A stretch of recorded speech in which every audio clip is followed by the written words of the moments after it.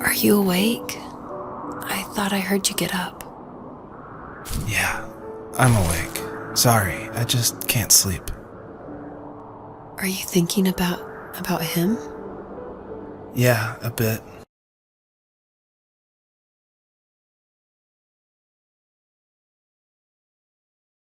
You should get back to sleep, my love. I'm fine. No, it's okay. What else is on your mind? I don't know, it seems weird, but I had one of the most vivid dreams of my life. I saw a fox on a snowy mountain, just looking confused and worried. Those eyes, I can't get those eyes out of my head. She was running in the windy snow, looking for something. Do you think it has to do with you and what's been going on? I don't know. It was just a dream, Rachel. They're not meant to make sense. A lot's happened the past couple days, that's all. Well, if you're not going to sleep anyway, you should tell me. I want to hear. All right.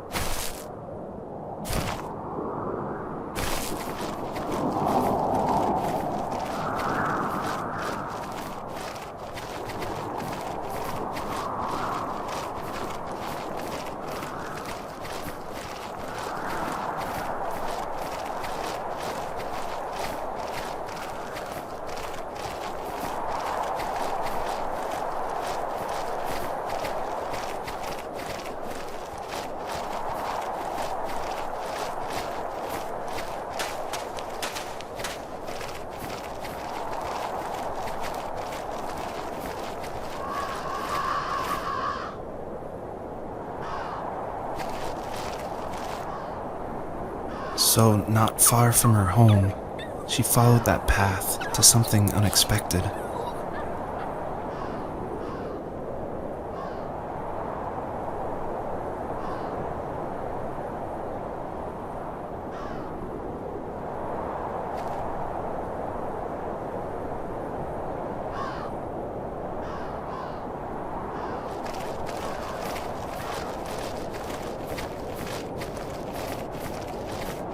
She couldn't stay, though.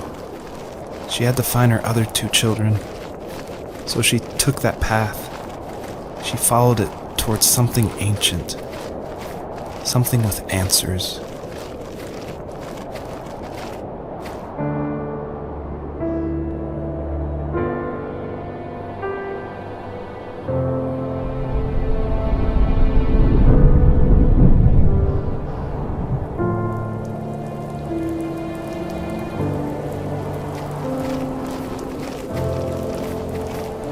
The fox looked high and low, searching for any sign of her cubs. Points of light showed the way to this ancient tree. It was as if each one had a story to tell, all their own. The land was trying to tell my story, too. I felt like I was right behind her the whole time.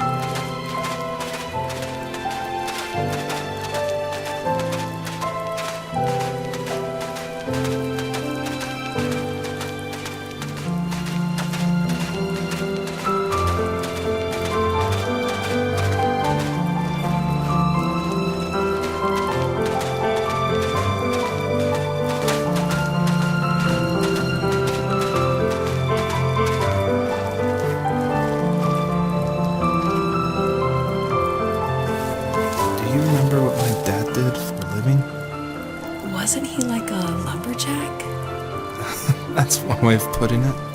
If wood was a canvas, then a carving knife was his paintbrush. Even after working a 50-hour week, even after his hands were more splinters than skin, he would bring home the nicest piece of Alaskan weeping cedar and make me toys. That wooden train was the first toy I can remember, and I loved it. I just knew from a young age I was going to be a lumberjack, like my father.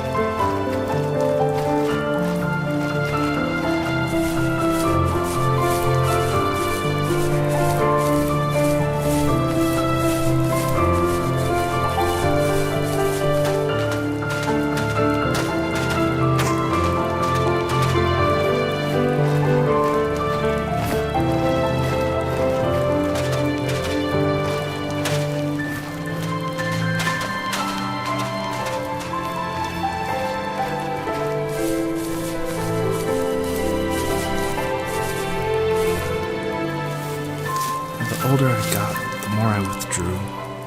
I asked myself, why talk to anybody anyway? Why bother when I'm happy by myself? I started drawing a lot, mostly animals I saw in the woods by my home. I then imagined designing my own hideouts with things like TVs and pantries full of chips and cookies.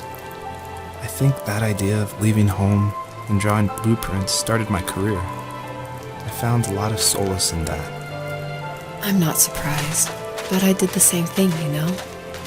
There's something special about having a place to call your own. And now look at us. Well, if you count renting in an overpriced city. It's as close as we can get for now.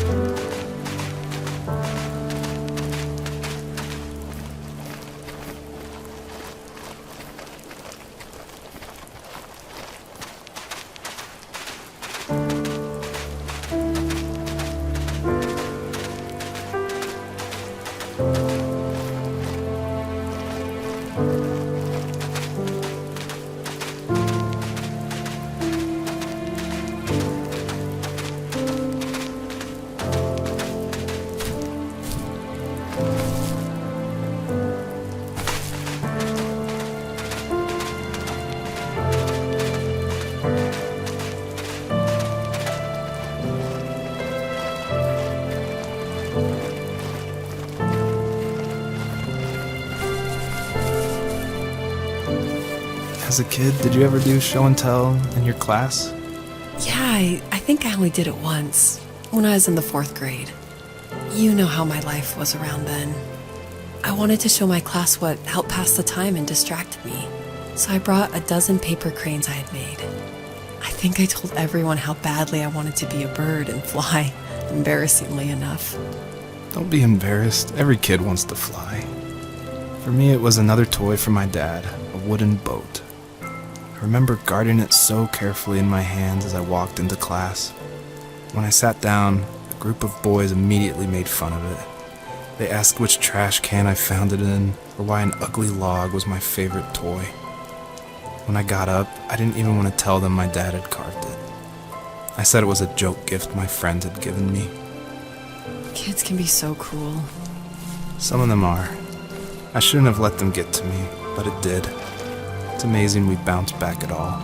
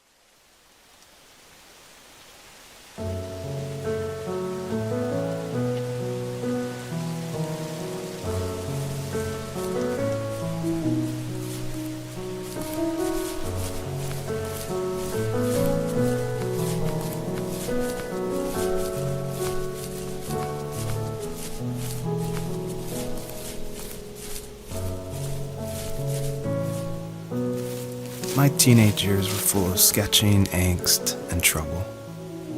I wasn't popular or unpopular. Maybe just forgettable. I guess that gave me a sense of freedom, so I hung out with crazy kids, doing crazy things, even though I mostly just watched the chaos ensue. We did it all. Put fireworks in mailboxes, hide roadkill in people's garages, break windows of the barber shop in Anchorage. My dad was furious, but he was so busy working he couldn't do much to stop me from going out. I think being an adult means there's no one to stop you making hard decisions. He had to make a living, and he couldn't be in two places at once. Yeah, I realize that now. But at the time, I was sure he was more interested in growing his business than what was going on with me.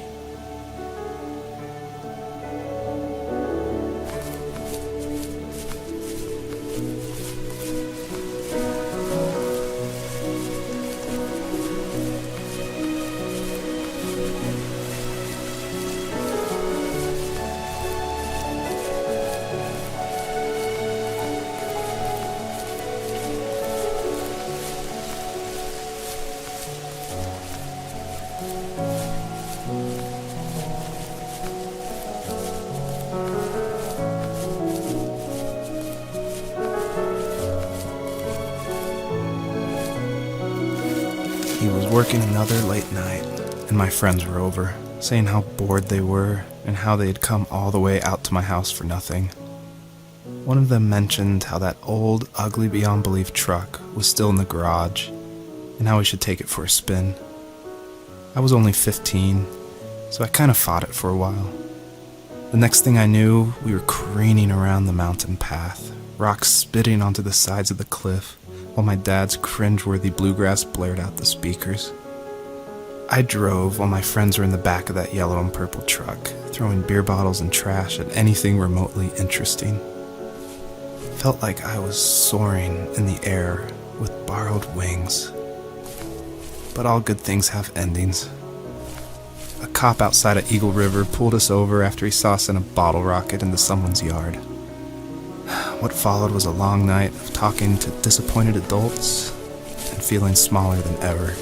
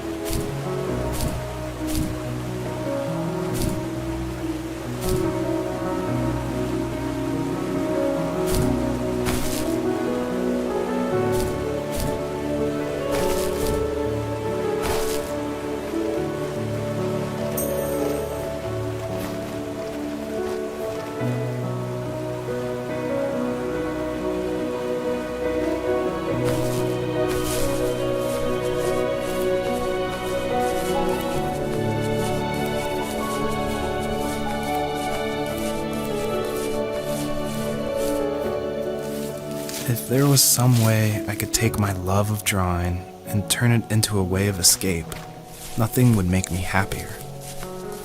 I wanted to create instead of tearing trees down.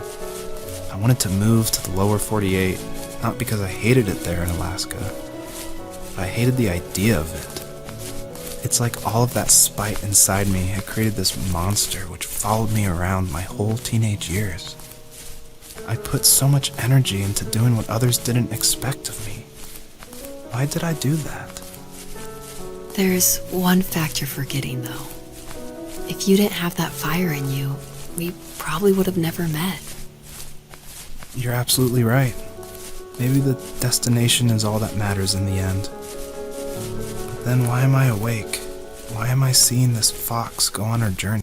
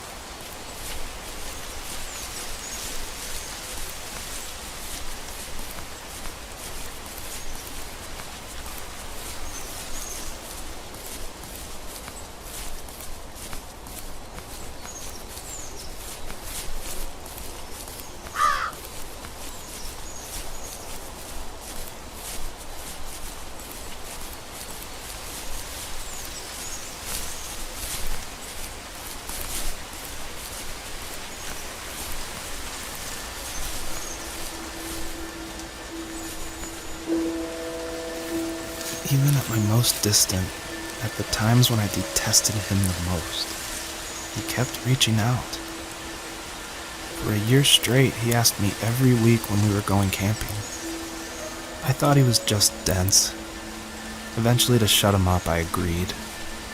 We carried out the worn lawn chairs from the garage and set up a cinder block campfire at the site we had always used behind the house.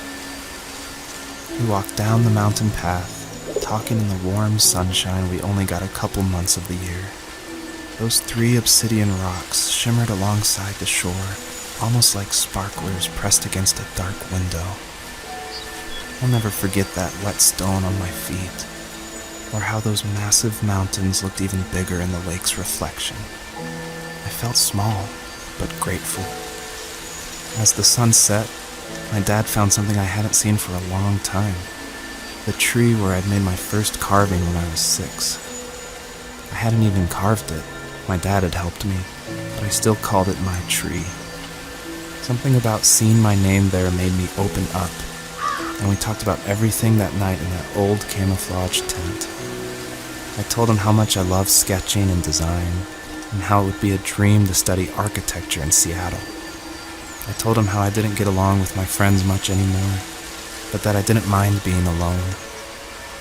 He told me he was there for me, and he joked that if all he had to do was write my name on a tree to finally get me to talk, he would have left me carved logs with novels on them in front of my room every morning.